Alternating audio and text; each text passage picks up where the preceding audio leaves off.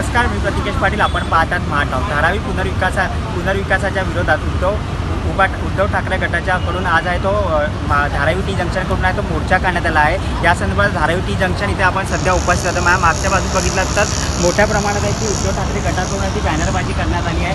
अदानी विरुद्ध विराट मोर्चा, त्यात धारावीकरांच्या न्यायासाठी, मुंबईच्या रक्षणासाठी अशा प्रकारची आहे ती बॅनरबाजी करण्यात आली आहे. या मोर्चात सुमारे 1.5 लाख, या मोर्चाचे उद्धव ठाकरे स्वतः नेतृत्व करणार आहेत. या मोर्चात सुमारे 1.5 लाख लोकांची शक्यता वर्तवण्यात आली असून हा मोर्चा अत्यंत मोठा असणार आहे. उभाटा गटाचे मोर्चाची प्रचंड तयारी देखील केली आणि मोठ्या प्रमाणात बॅनरबाजी करण्यात आली. त्यातनं मोठ्या प्रमाणात पोलीस बंदोबस्त तैनात करण्यात आला आहे आणि मोर्चा धारावी अदानी समूहाच्या कार्यालयापर्यंत मोर्चा असणार आहे.